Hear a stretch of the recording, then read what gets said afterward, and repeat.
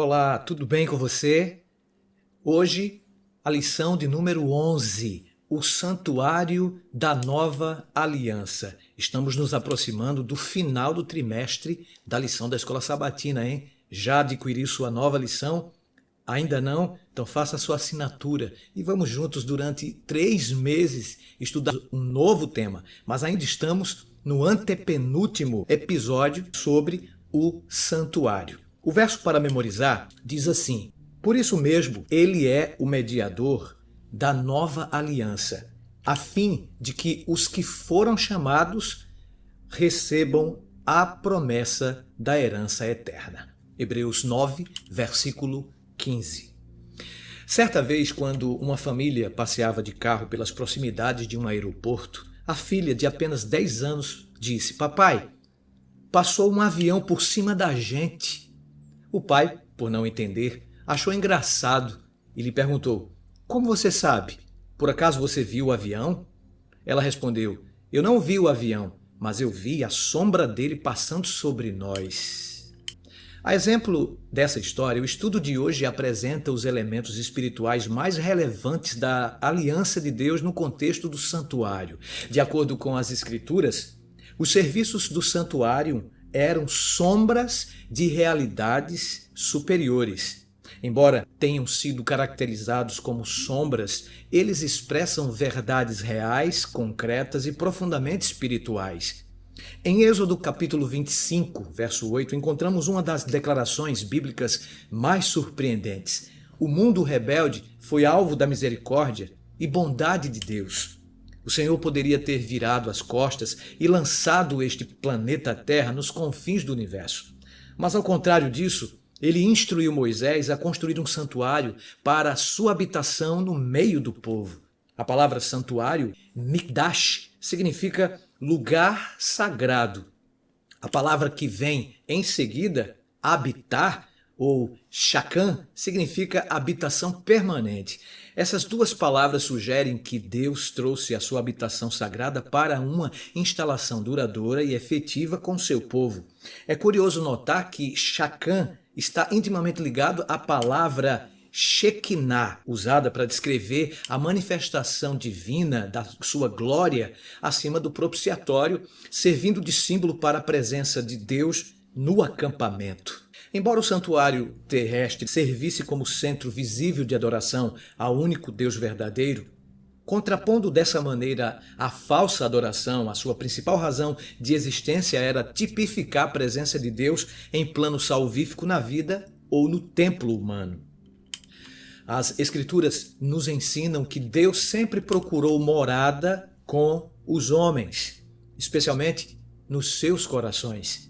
O santuário da terra, por exemplo, com a presença de Deus, apontava para Cristo, no caso, que habitou, Sheknu, no original, literalmente tabernaculou entre os homens, de acordo com João capítulo 1, verso 14.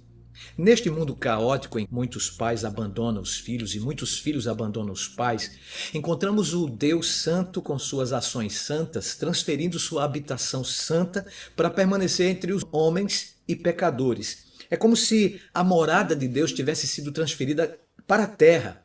A frase sem derramamento de sangue não há remissão, de acordo com Paulo em Hebreus 9, versículo 22, é uma forte evidência de que a aliança de Deus com a humanidade sempre foi pela graça. A antiga aliança, a exemplo da nova aliança, também foi sancionada com sangue, de acordo com Levítico, capítulo 17, verso 11. Ambas foram ratificadas com sangue. Embora tenha sido utilizado o sangue de animais, a antiga aliança tipificava plenamente a redenção por intermédio de Cristo no santuário celestial, pois, no projeto divino, o Cordeiro tinha sido morto desde a fundação do mundo. Apocalipse 13, verso 8.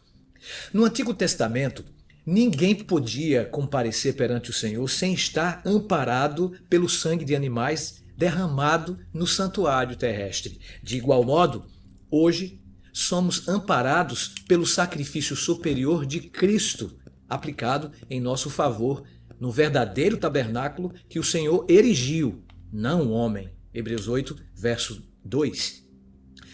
Na terra, Cristo proveu seu sacrifício e o sangue expiatório, e no céu ele realiza a aplicação desse sacrifício. Como nosso sumo sacerdote, Jesus advoga a causa de todos os que se achegam a ele em arrependimento sincero. O juízo investigativo, termo tradicionalmente utilizado na teologia adventista, diferente do julgamento dos ímpios, é o período em que Cristo está no céu julgando positivamente a causa dos seus filhos, absolvendo-os através de seu próprio mérito. A esse respeito, Jesus aparecerá como advogado a fim de pleitear em favor deles perante Deus. Jesus não lhes justifica os pecados, mas apresenta o seu arrependimento e a sua fé e, reclamando o perdão para eles, ergue as mãos feridas perante o Pai e os santos anjos, dizendo: conheço-os pelo nome, gravei-os nas palmas das minhas mãos. Cristo vestirá seus fiéis com sua própria justiça para que os possa apresentar a seu Pai como igreja gloriosa, sem mancha, nem ruga, nem coisa semelhante. Maravilha, não é? Esse é o juízo investigativo que aconteceu, de acordo com Daniel 8,14, em 1844, no dia 22 de outubro. As Escrituras ensinam que a humanidade havia sido criada na condição mais nobre e exaltada à imagem e semelhança de Deus, Gênesis 1, versos 26 e 27. Portanto, nesse estado de pureza, Adão e Eva eram reflexo do bem existente em Deus. Entretanto, devido à fatalidade do pecado, a humanidade deixou de ser a imagem de Deus para se tornar imagem da própria humanidade caída. Agora, na condição mais baixa e perdida, o ser humano deixou de ser puro com o senso de justiça maculado, rendido à injustiça e incapaz de praticar o bem. Mas nosso Salvador, na condição de sumo sacerdote e advogado, por bondade, nos concedeu elevadas bênçãos. Por exemplo, sua justiça perfeita no lugar da nossa justiça imperfeita. Sua obediência perfeita no lugar da nossa obediência imperfeita. Sua santidade no lugar da nossa impureza.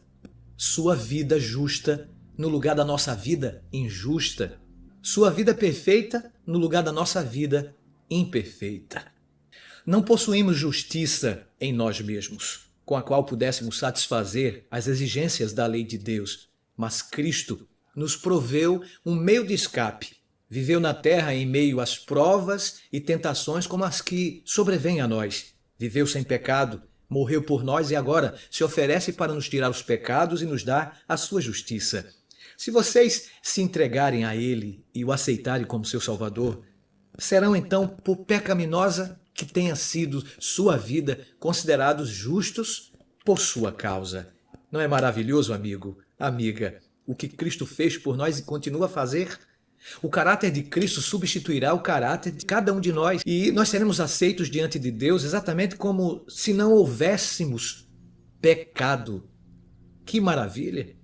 A única exigência, claro, exigida por Deus de Adão no Éden foi a obediência. A condição única de vida eterna antes do pecado era a desobediência. Contudo, o único fundamento de domínio que o pecado adquiriu na humanidade, levando-a à queda e à morte, foi a desobediência.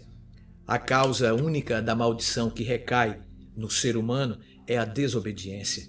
Todo o poder destrutivo do pecado que age em nós, herdado de Adão, é o que resulta da desobediência. A causa única de perdição eterna que sobrevém a todos é a desobediência. Portanto, é evidente que a ação mais notória exigida de nosso Redentor foi que ele viesse exatamente para destituir o fundamento de toda a miséria, a desobediência. Esse foi um dos objetivos centrais da obediência perfeita de Cristo e de seu sacrifício expiatório, salvar o ser humano da condenação, cortando definitivamente através de sua vida perfeita a raiz da desobediência, restaurando o ser humano ao seu projeto lá no início, original. Agora, em alegria e gratidão, no poder de Cristo, realizamos boas obras para glorificá-lo em nossa vida. Oh, meu querido, minha irmã, que você e eu tenhamos um ótimo estudo da lição da Escola Sabatina desta semana. Até o nosso próximo encontro. Deus te abençoe. Tchau.